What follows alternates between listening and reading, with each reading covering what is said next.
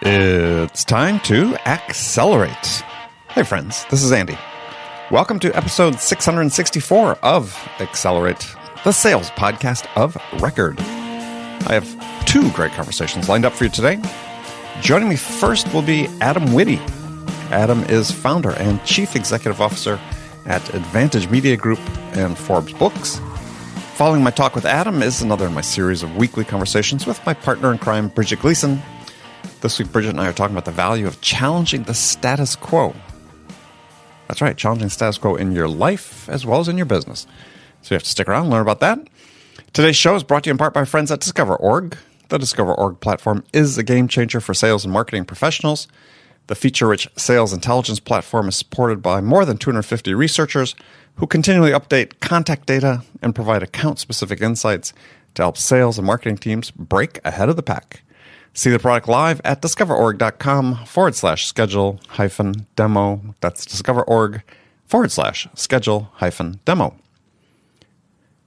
Okay, joining me on the first segment on Accelerate this week is Adam Witty.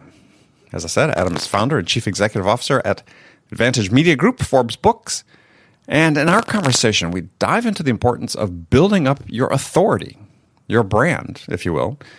Now, anybody that listens to the show knows I'm a huge believer that people do business with people, not with corporations.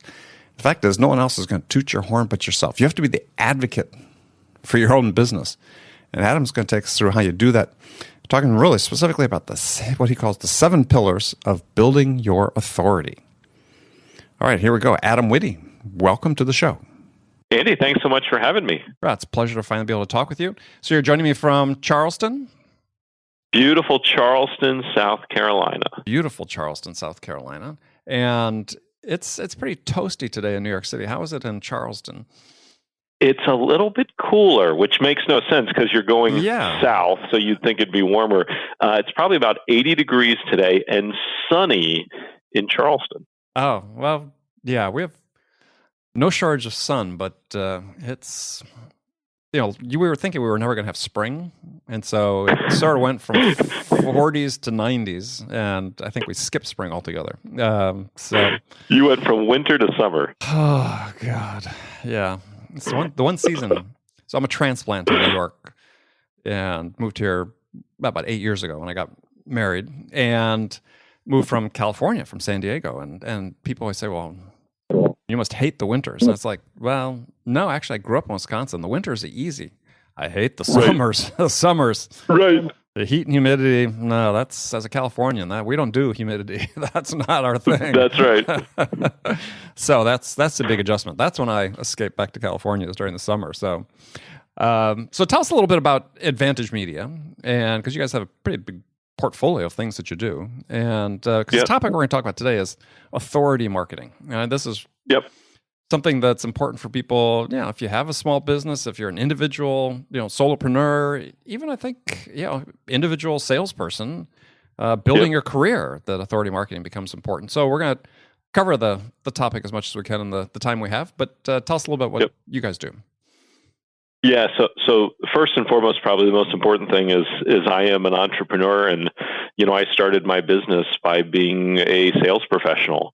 And had I not been able to sell what our company did, I never would have been able to grow it, into the business that it is today. So I resonate and really am a part of the tribe of all of your listeners.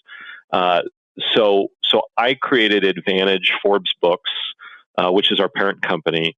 And when I started the business 12 years ago, the mission was to help entrepreneurs, business owners, business leaders create and publish a book and use that book as a marketing tool to grow their business. And so the concept was really, really simple.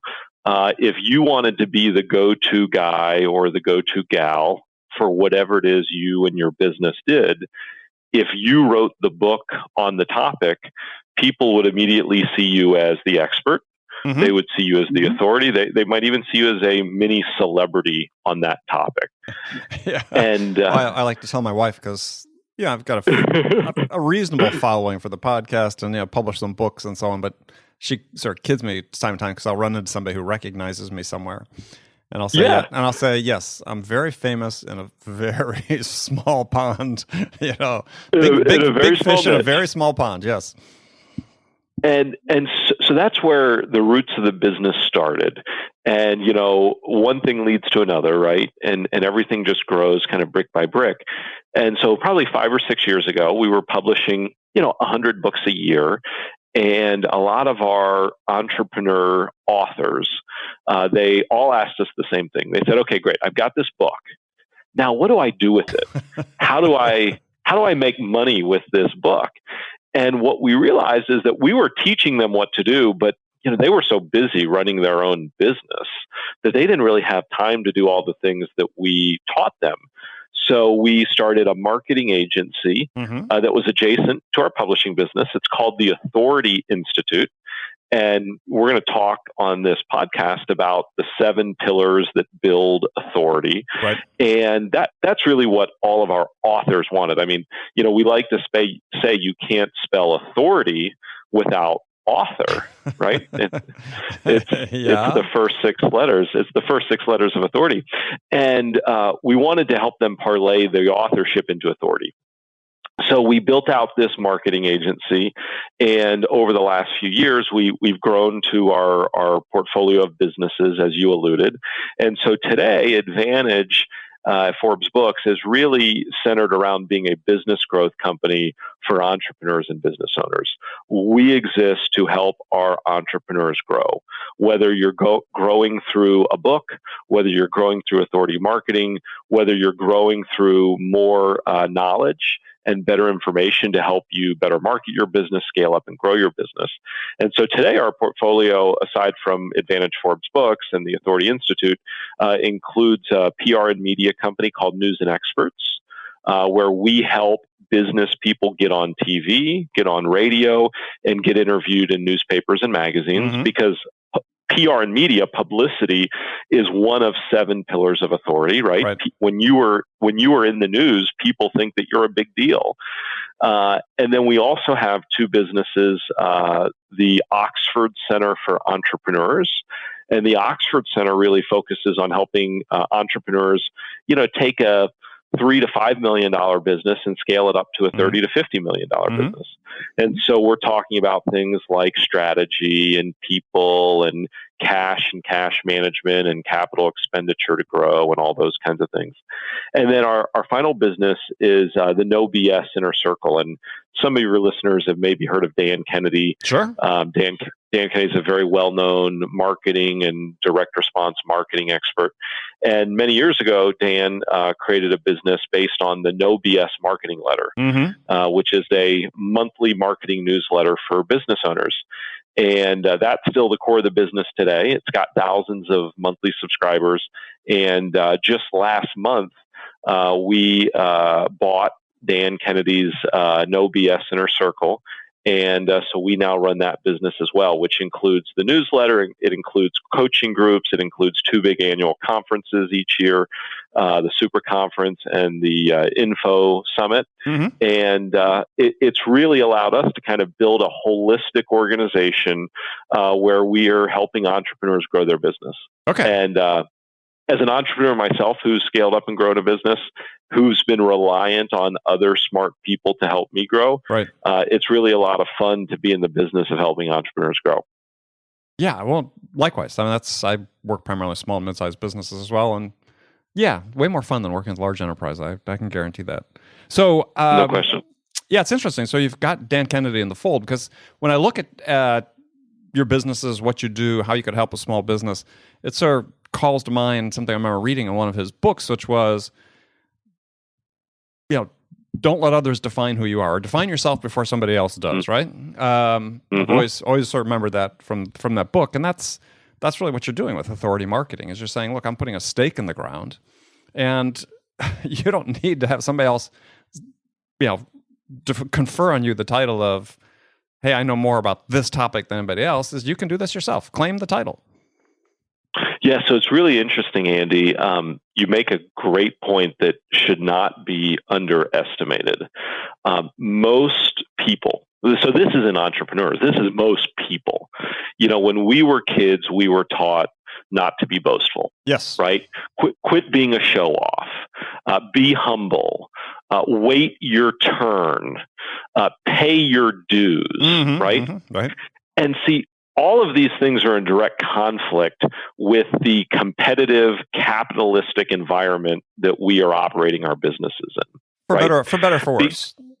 For better, for worse. Right. Well, yeah, no, and that's a good point. But if you're waiting on your competitors to confer you as an authority, you're going to be waiting a long time, right? You're going to wait forever. And if you want to get to the top more quickly, then waiting your turn and paying your dues, it's agonizingly slow and long.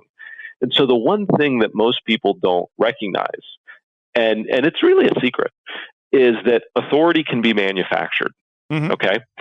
And what I mean by that is, look, you have to know your stuff. Yeah, you'll get exposed, right? You're going to get exposed if you don't, right? That's right. So you've got to know your stuff, but you can strategically and systematically position yourself as an authority and an expert on your topic. And if you leverage that authority and expertise, you can catalyze that to grow your business. Mm-hmm. And it can literally make you a magnet for opportunity. So that's the big idea, is that authority marketing today is a far superior way to market yourself and your business than traditional corporate brand marketing. Because people do business with people, plain and simple. Mm-hmm. People do business with people, not with corporations. And in the very personalized world that we live in, people want to latch on and reach out and touch a person, right? You know, some of the biggest companies in the world, even that we do business with, there was at one point a person that was the driving force behind it. You know, if you look at Disney, Walt Disney's fingerprints are still all over the company, and he's been dead for 50 years, right? Well, Betty Crocker. Betty Crocker. You look at Herb Kelleher and Southwest mm-hmm. Airlines, right? Mm-hmm. You look at Howard Schultz and Starbucks, and my God, you look at Steve Jobs and Apple, right? Sure. And so I've always believed that at the end of it all, people would much rather buy a person than they would a company. And so if you focus on authority marketing as opposed to just corporate marketing, you can go a whole lot further. Yeah, no, I agree 100%. And it's something that you can do yourself instead of, having an industry recognizer or whatever.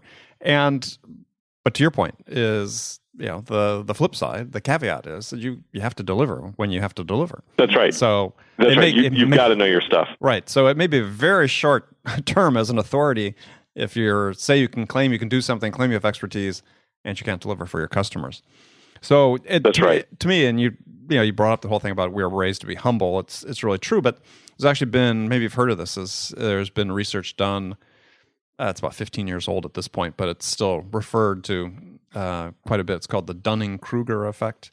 And basically said is that as more experienced you become in a field, is actually you almost become more, I don't say humble, but more reticent to talk about how good you are, because you are more aware of the fact that you have so much more to learn. And where today with the internet, where it's so easy to get a megaphone and you don't know anything, is the opposite end of that, is that people who don't know much are less concerned or are less concerned about the fact they don't know so much because they've had some success and they think they know everything there is to know. And so it's funny how, experts, people need to be prodded to be boastful about what they know. And let's be very clear. I'm not coming onto your podcast making a plea to entrepreneurs to be arrogant. No, I'm simply stating the fact that, look, if you don't toot your own horn, nobody else is going to toot it for you. And in the world that we live, it's a very competitive marketplace that your business is in. If Absolutely. You want to scale up, if you want to grow your business, you've got to be the advocate of that business. You can't count on somebody else to do it. And positioning yourself as an authority in a strategic and systematic way is a very effective way to grow your business. Yeah. Well, let's go through the 7 pillars of authority marketing. We'll just go through them. Content marketing, branding, PR and media, speaking, lead generation, referral marketing, and events. And are those in an order of priority? I didn't think they were based on reading what you've written about them. But so if you were to take those, where would you start? Okay, so let's actually work backwards, right? Mm-hmm. So if you want to grow your business, what do you need, right? So there's one of 2 things that you need to grow a business. One is you need more customers. Mm-hmm. Number 2 is you need the customers you have doing more business with you, right? So if a customer is worth $5,000 a year to your business, if every customer is now worth $10,000 a year to your business, you just double the size of your business without increasing the number of customers your business serves. Right. So to me, I would say you have 2 goals as an entrepreneur. One is you want to increase the flow of new customers into your business. And number 2, at the exact same time, you want to increase the value of a customer to your business by offering them more products and services that they value. And if you can increase customer flow and simultaneously increase the value of a customer, then you really have a growth machine at your fingertips. So those are the 2 objectives of an entrepreneur that wants to grow. And the way that you grow, at least in getting new customers, is you've got to generate more leads, either cold, or you've got to generate more leads from customers. So let's take lead generation and referral marketing as 2 of the outcomes. Now, remember, these are 2 of the 7 pillars of authority marketing. But these are really the 2 outcomes that we want authority to enhance for us. Okay? Because the argument that I'm going to make is when you have authority status, the quantity and quality of leads you generate will be higher in both cases. And secondly, when you have authority status, the quantity and quality of referrals that you're getting from your existing customers are going to be higher. Okay. So those are the outcomes. Now let's talk about the first 5, because the first 5 help you strategically and systematically build authority. Okay. And these 5, by the way, as you just mentioned, Andy, they're in no particular order. And the other really important thing to mention is you don't have to do all of them. Okay? No, you may not have the capabilities to do all of them. That you might not have the capability to do all of them. And one of the pillars is speaking. And you might say, "Well, I don't want to speak. I'm not a speaker." Okay, well that's fine. You don't have to do that. But let's start with content marketing. Okay. So what is content marketing? Well, it is it's creating and publishing information, i.e. content, that is valuable to your target customer or what we'll call your customer avatar. So the ideal person or the ideal business that you want doing business with your company. So what kind of forms does content marketing take? Well, content marketing could be a special report. Content marketing could be a blog. It could be a podcast. It could be a webinar. It could be a physical book. It could be a magazine, and so on down the line. The neat thing about content marketing is there's so many different forms of content marketing that whichever forms you're most comfortable with as the content creator, you should gravitate towards those quickly. Andy, as you and I were getting on the podcast, you were sharing with me this is number 6 bajillion and 980 million. Of podcasts, yeah. So this is something that you're really good at. This is something that you really enjoy, right? And clearly, this is something that you've developed a legion of followers for. So you should make podcasting one of the core centerpieces of your content marketing strategy, right? And obviously, as you said, you've authored books and so on down the line. So when you create content that people value and consume, you are seen as an authority in their minds. Because if you weren't, they wouldn't consume your content. They would think that there's somebody smarter that they could go to get that information. So content marketing helps drive authority. The next pillar is PR and media. Well, and the key thing about content marketing for people thinking about this is, because you're right, I mean, there are lots of different avenues for it, but the commitment and the consistency are so important, because one blog doesn't make a content marketing strategy. 100 do, 200 even better. Whatever you do, you have to commit to doing it. Any of these strategies you talk about is the 7 pillars have to be committed to. And you can't get distracted, because this is so hard in a small business, all hands on deck, lots of people doing lots of different things. You think you're capacity constrained, but there are ways to execute blogs that you can rely on outside resources if you have to go to it and so on, but you got to be consistent. Well, and you make such a great point. And the point is that in this podcast, we're talking about dozens of marketing tactics. You could write a book, you could do a podcast, you could pursue a PR and media campaign. I want you at the end of this podcast to the viewers to commit to one thing, and just do that one thing consistently and successfully before you move on to number 2. Right. Because so many people, they'll do 10 things at once because they get excited. And as entrepreneurs, we can be very bright, shiny, object oriented. It's partly why they are an entrepreneur. Yes. Yeah. Right. And then a month later, the 10 things we were doing, we're now doing 0 of. Right. Yep. So let's pick that one. PR and media. When I speak at live events, Andy, I always ask people in the room, I say, how many people in the room are getting so much free publicity that literally they just can't stand it? They need to go on a vacation just to get away from the paparazzi that is chasing them down. And, I always have a little bit of fun with it. Sure. And I'll just go silent for a minute. I'll kind of, look around, and I'll say, oh, shocking. Not a single person raised their hand. And what I tell them is I say, listen, everybody in here wants free publicity, all of us. And what you've got to realize is the media don't care about you and your business. They care about creating stories that are of interest to their readers, listeners, and viewers. And if you can make your business or you yourself fit into a story that the viewers of that media outlet care about, you're going to get publicity. But if you're just trying to promote yourself and your business, it's going to fall on deaf ears.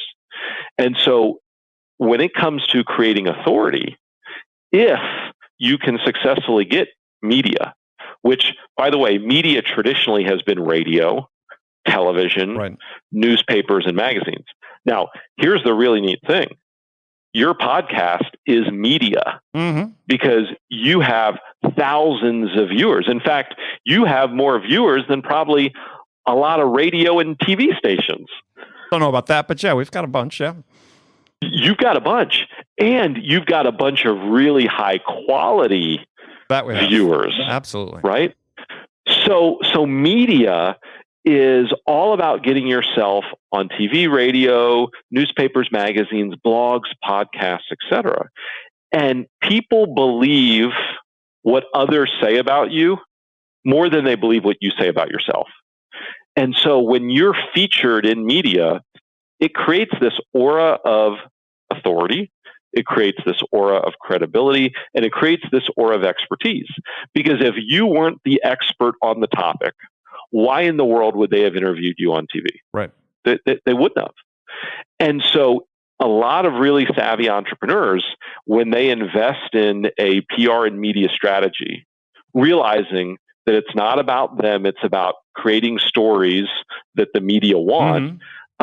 When they get all that media coverage and they put all those logos on their website, or they put all those logos in their marketing collateral, people immediately say, wow, you know what you're talking about. Oh man, you've been in the Wall Street Journal.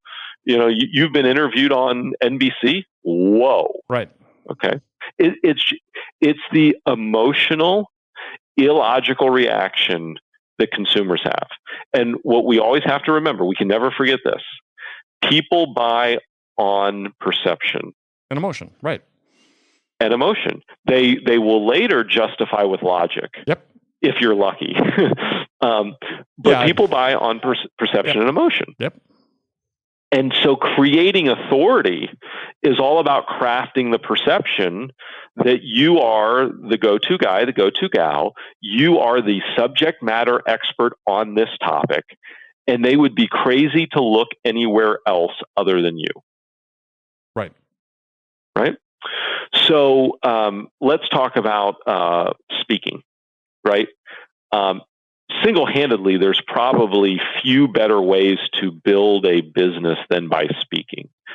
If you love speaking, all the better. If you despise speaking, not so good. But when you're on a stage, and if you can credibly deliver great content, and you're speaking to the right audience, I can assure you, no matter what it is your company does, when you get off stage, there will be a line of people in the back of the room that want to talk to you.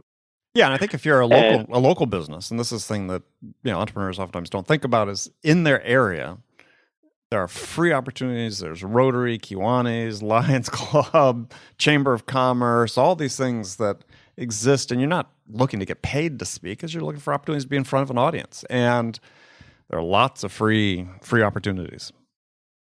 Well, that's right, and as the audience that you get in front of becomes better and better, and again, what defines a better audience?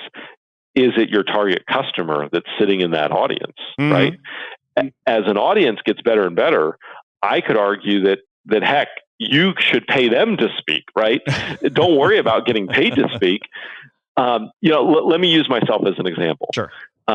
If I had the opportunity to speak to 500 entrepreneurs and CEOs, I would gladly book a ticket right now and fly to wherever that conference was. No, absolutely. If you said, Adam, we want you to go speak to 500 second grade teachers, I would say I would be happy to. What is my speaking fee? Because the second grade teachers aren't my customer, right? But the entrepreneurs and CEOs are. So when it comes to speaking, what's really important to note is that if you speak, and as you pointed out, speak locally. You don't have to speak nationally. Speak locally within your community. It strategically and systematically builds authority. Yeah, build your business from your office out. I mean, that's always a smart strategy for entrepreneurs. That's right. There's two more pillars we're going to talk about. We're going to talk about branding and omnipresence, and we're going to talk about events. Okay. And then those 5 pillars drive to those last 2, which are lead generation and referral marketing. So branding and omnipresence. Simply defined, it is looking and feeling like you're everywhere, right? So there's a couple things. One is all of your online platforms have to look really, really good. They've got to be authentic. They've got to be credible. They've got to be viable. Second thing is, how do you appear in multiple places at once? That's what omnipresence is, right? So it all goes back to media, right? If you've written a book, there may be thousands of copies of your book that are sitting on people's bookshelves or on people's coffee tables, right? There is somebody riding around on an airplane right now that hopefully is reading your book, right? The cool thing is you don't have to be sitting next to them on the plane to be having a conversation with them, right? That creates omnipresence. Media, right? So the really super cool thing about this podcast is you and I are having a conversation that thousands of people are going to benefit from. Right. We don't have to have thousands of conversations with people. We just had one, but it was so good that it got distributed and shared with so many people. So that creates omnipresence, right? Oh my God, Andy, I feel like I've seen your name. I've heard your name in all kinds of places. Well, you probably have. You've probably read my book. You've probably seen my podcast. Maybe you saw me speak at this conference last year, et cetera, et cetera, et cetera. I sat in a meeting a couple months ago where someone piped up from the back of the room. I'd never met anybody in this room. Are you Andy Paul? And it's like they'd recognize my voice off the podcast. Yep. Yeah. So that's omnipresence. Yep. And building a authority brand that creates omnipresence. One other really cool strategy, and it's so simple to create omnipresence, especially online, is retargeting. Mm-hmm. So we teach all of our authors how to retarget. So when you visit an author's website with retargeting, there's ads that follow you wherever you go online.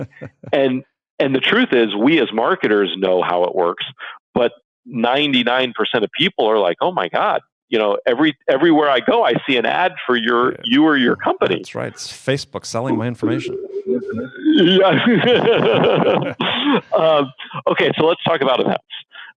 Let's talk about real quickly, because unfortunately we got to wrap up here in a couple minutes. Yep. So go ahead. Let's talk.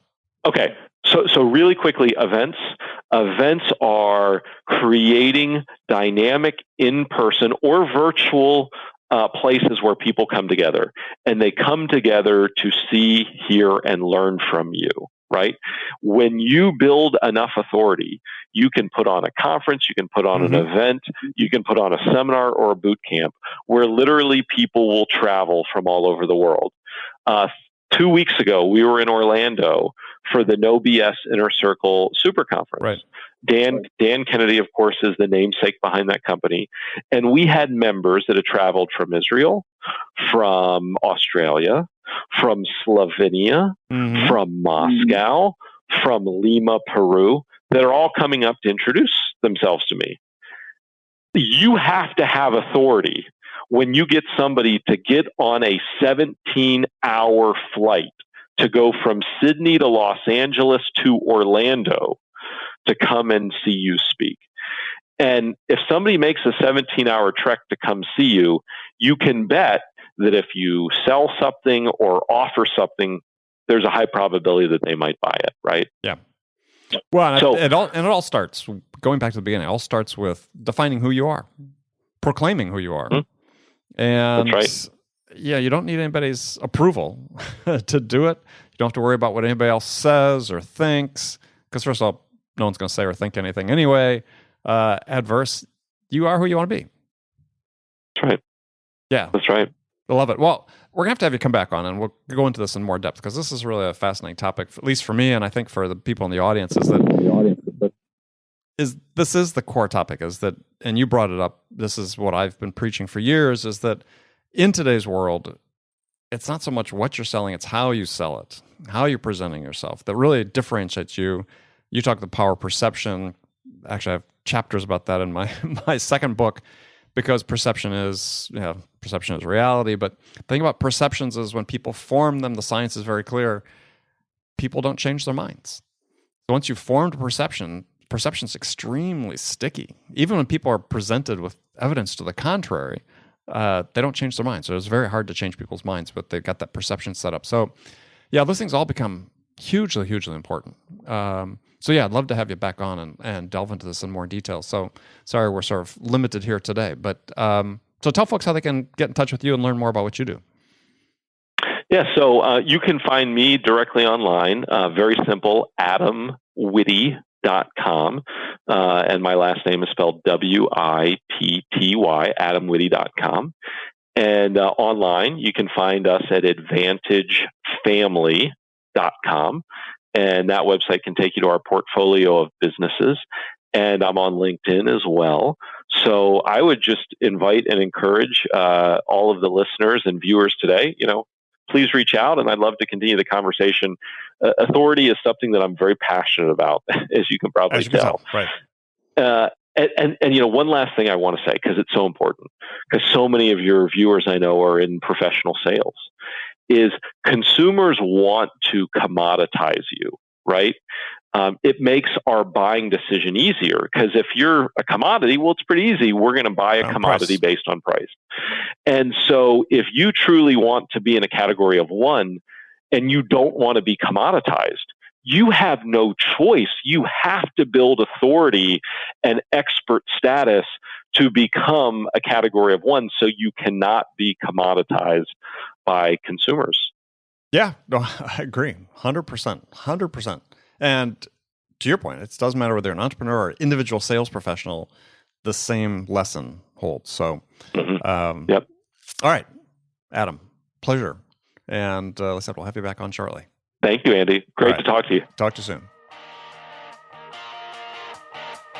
Thank you, Adam. Again, that was Adam Witty, founder and chief executive officer at Advantage Media Group ForbesBooks. Joining me next, as always at this time, is my friend, who we all know as Captain Fantastic, Bridget Gleason, Vice President of Sales at Logs.io. Now today, Bridget and I are going to talk about the value of challenging the status quo in your business and your life, and how the pursuit of excellence is really important in everything you do, how it all interrelates. All right, let's jump into that. Bridget, how are you doing today? Andy.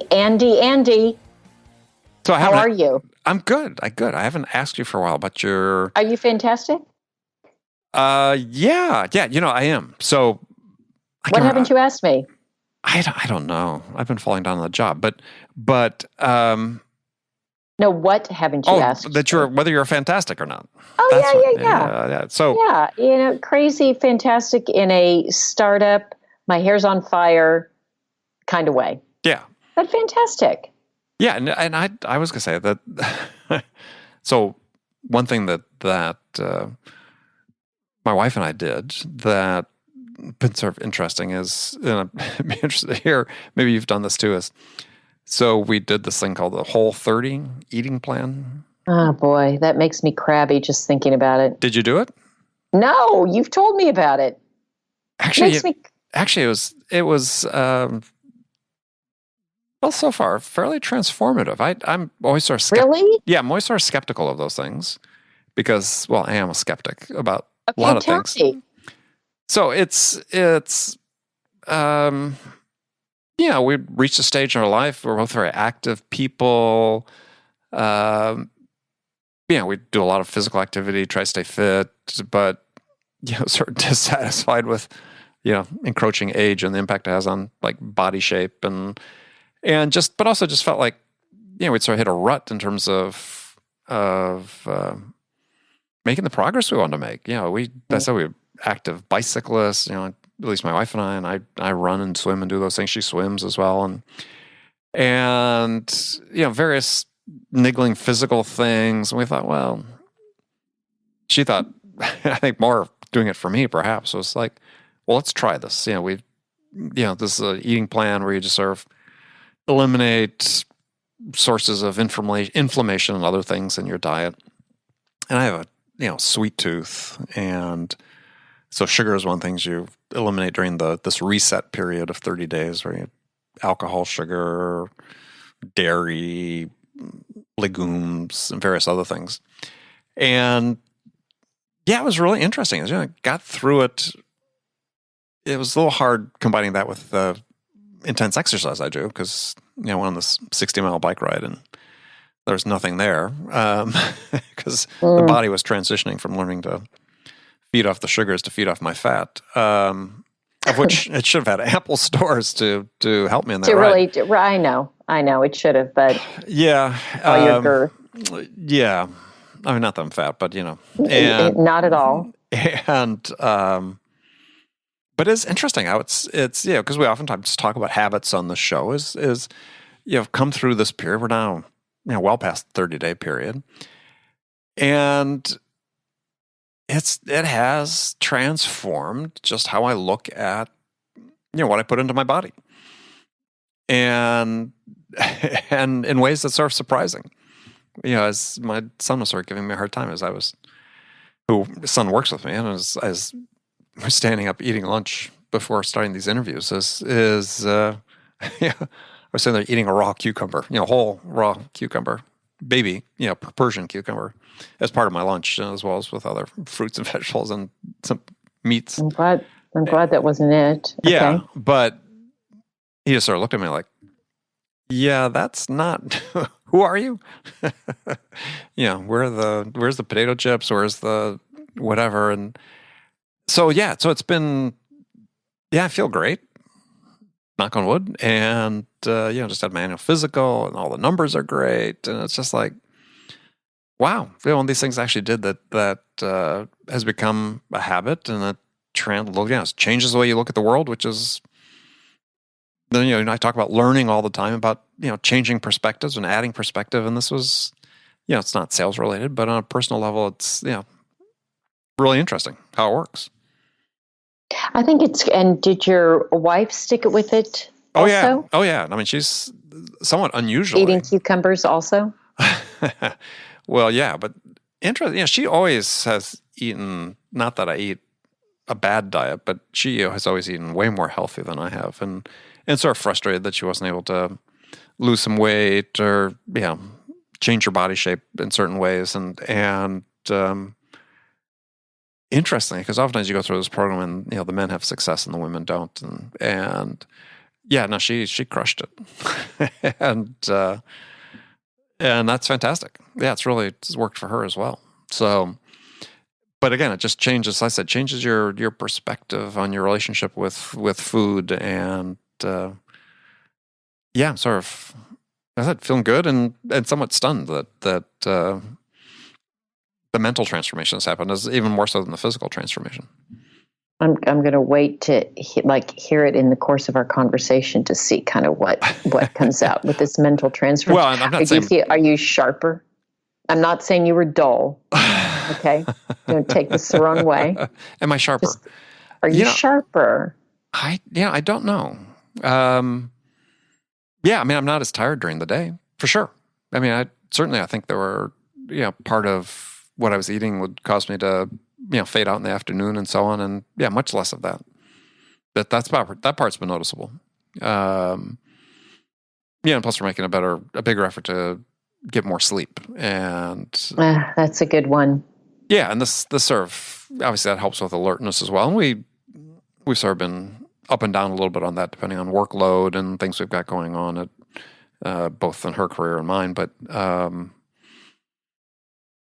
yeah, I recommend it to people. I recommend people check it out if they've wanted to not just lose a few pounds to fit into a dress, but fundamentally change the relationship with food and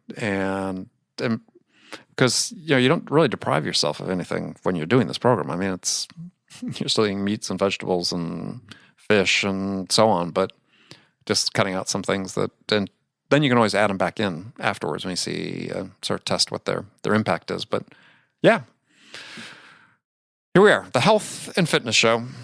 The Health and Fitness Show. It's really, I know people are going to wonder, wait a minute. I thought this was a sales podcast. They're going to be very, very confused. No. I mean, hey, we live a life. Right? In addition to our career, we have lives and we do. Sometimes we try to. We try to, right? We try to. Yeah. Okay. Not always very successfully. Yeah. But we try. Yeah. I'm very familiar with that. But, so that's good. And it's I've reached a point now too, when I go out and do like a hard run or hard bicycle ride. Actually, my body knows how to react to it now, and I don't necessarily have an empty tank. That's amazing. I'm going to check it out. Yeah, I recommend people check it out, and it's an easy book to read, and it's not really meant to be a weight loss diet. It's really about a healthier you, and so because a lot of people joint pains, muscle aches, people are plagued by random pain and all these other things that very possibly come from what we put in our bodies. And so it's sort of a way tell me the name of the book again. Whole30. Here we go. Okay. Great. Yeah, the cookbooks and so on. So, let's see. What else? You asked how I'm doing. So that's a good answer. Yeah, it's a good answer. So, yeah, and it's funny. It's part of the other part of it too. And you and I both run a lot, and I've got some half marathons coming up this year, and we had just finished. My wife and I just finished this 6-day bicycle camp a month or so ago, and as you get older, even though you're fit, I said your body shape changes, and I sort of looked at myself in the mirror and thought, God, for all this athletic exercise I'm doing, I don't really feel or don't look as athletic as I'd like to. And especially when you ride bikes, people always, because we were climbing some 5,000-foot peaks and things like that. And it's like, people always joke when they're riding, serious cyclists, about get a lighter frame, a lighter bicycle, help me get up the hill. And then you look at the mirror and say, well, I could save that $10,000 for that lighter bike and just lose 10 pounds. There's that. That'd be a lot cheaper. That's right. there's that. So, yeah. So anyway, now we've got off completely off track. No, but that's the answer to how are you? Okay. Yeah. Now. Yeah. No complaints, right? I mean, yeah, complaints, but no real complaints. But no real complaints. Yeah. So, and you? The last, if we're talking about eating habits, I don't call them diets. Right. I did one that somebody in our office did called the 16-8. And it's where you eat for only 8 hours during the day. Oh, yeah. From 9 to 5 or whatever. Whatever. Yeah, you pick whatever and you fast for the rest. And it's got the same sort of concept that you give your body chance to be doing the things it should be doing other than digesting your food. Mm-hmm. And so I've been doing that. I tend to eat pretty, I don't eat, I do, it kind of ebbs and flows, but I don't eat a lot of sugar. I try not to eat a lot of grain. I'm not a big drinker. So I feel like for the most part, I'm a fairly healthy eater. But I found this to be helpful. I also feel better. Mm-hmm. And they say this is another one I think sounds like similar to yours, that it's a way to, it's not even that you're eating less. I mean, you should always eat healthy. It's not even that you're eating less, but it's how do you change like your gut chemistry and right. Some of those other things if you're trying to change a body shape. People are really going to wonder, Andy, are we talking sales or is this like a old person body? Well, no, body program. Well, I think one of the issues is that this is something that younger people should be doing, and definitely, yeah. And it's so my son has started it. He's 30, and said he works with me, and males as they go through the late 20s, if they stay somewhat active, it's a time when they start putting on weight. And he was an elite athlete in high school and college, and doesn't like what he sees when he looks in the mirror. So if that's a spur to trying something different, that's fine. But I think it's that recognition. You and I talk about this in conjunction with sales, is that having the awareness to say, okay, I'm not 100% satisfied with performance or the way I am in one dimension or another. It's having the initiative to go take steps to change it. Awesome. So I think it's for young people as well, and it's okay. We can talk about personal stuff. I mean, people have been with us for 135 episodes now. They right. If they've been able to, if they've stood it this long, then that's fine. I'm with you. Yeah. So they want to know a little bit about the voices behind the microphone. So, we're struggling with, I wouldn't say struggling with age is not the issue at all. It's for me, it's like everything is, I'm still trying to get better. It's that, competitive part of me that my wife hates when we're out bike riding. When someone passes me, my first instinct is, well, that's not going to stand. And to go after them. And I, restrain myself when I'm with her, but if I'm by myself, I'll take off. Well, I think also something we've talked about in the past is, just always a striving to be excellent in whatever it is we're doing, whether it's personal, professional. I think that theme, that's just sort of a personal theme.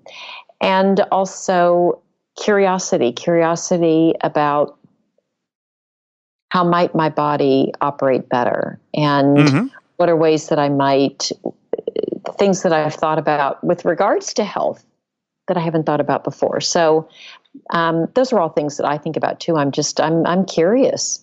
Yeah. Speaking of which, I was going to tell you about this book I'm reading that's really interesting, and again has absolutely nothing to do with sales. Okay. This whole episode may have nothing to do with sales. And that's fine. And if you're at all interested about the human race and where we came from and how it all got started. This is a field of science that's just exploding. Everything that we thought we knew about evolution of humans and the dispersal of the modern humans versus what they call archaic humans out of Africa, and the split between modern humans and Neanderthals and Denisovans and other what they call archaic human lines has been obsoleted over the last 5 to 10 years because of the way they've been able to map the genome and be able to extract genomes from fossils that are 400,000 years old. And so there's a book called Who We Are and How We Got Here by a guy named David Reich, who's one of the foremost, if not the foremost, scientists in this whole field. And I believe he's from Harvard. He's got a big genomics lab there. And they're rewriting the history of what you and I certainly were educated about, and actually in terms of what people were educated about 10 years ago, in terms of how the sort of the, I'm going to call it the human tree, because I don't think they really buy into that metaphor, but how modern humans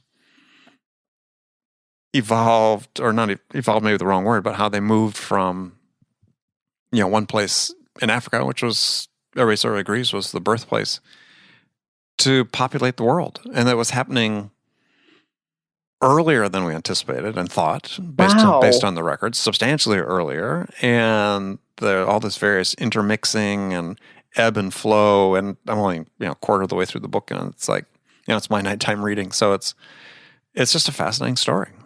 And I think it sounds great. Yeah, if people really want to have a real challenge is look at this and think, okay, this is what I was brought up on one hand learning something in school, even in college, and just based on the pace of technological change over the last 5-10 years in terms of the ability to map the genome and do it at scale and do it quickly. They're just uncovering our world in a way that we never knew existed. And to me, that's fascinating. That is really great. That's amazing. That sounds very interesting. Listen, if nothing else, I get good book recommendations here. Well, hopefully you get something else. Of course I do, but right. That's if really nothing else, book recommendations. And then if you want one that's more sales oriented, it's business oriented, but it applies to sales specifically too, if parts of it too. A great book by a guy named Daniel Burrus called The Anticipatory Organization. The subtitle is Turn Disruption and Change into Opportunity and Advantage. And it's a great framework about how to think about and anticipate the future. And as he said, to turn disruption into an opportunity. And he's got some great stuff in there, including some stuff that really, he didn't really directly apply it to sales. Well, I guess he did a little bit, but when you think about it, and we'll have to deal with it on the next time we talk, is about how people are in certain, what he called sort of time zone mindsets. And I've written about this in my newsletter for people that subscribe to it. And it's really an interesting framework and construct to think about when you're dealing with other people in terms of your prospects and their relationship to change may be different than yours. And in that mismatch, if they're more of a present type mindset, meaning that, hey, they understand the change is coming, but they tend to look at change as a disruption rather than something they welcome. And you're a person with a future mindset that, hey, you can't wait to have change happen and seize those opportunities. If you're presenting that to them as a real opportunity and they're looking at sort of a inconvenience, well, then that's you don't really have the empathy and the EQ you need at that point to really align with them. So and I think on the next episode we'll get into that in detail, but it's a fascinating book for people to pick up and read. So 2 recommendations. 2 great recommendations today. 3 recommendations. Whole 30, if you're interested in that. I'm picking that one up. And then, the Anticipatory Organization. I'd say that 10 times real fast. And then Who We Are and How We Got Here by David Reich, a science book.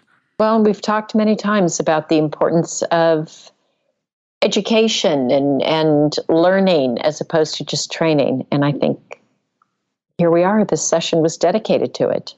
Yeah. Well, we may rename this segment something having to do with education. I'm for it. Okay. All right. Well, hey, we're out of time. Friends, thank you for joining us. As always, it's been a pleasure. Bridget, it's been a gas. They've never said that before. I like it. That's like an old term. It's been a gas. It is. That's talk about archaic terminology. I like it. Yeah. So, all right.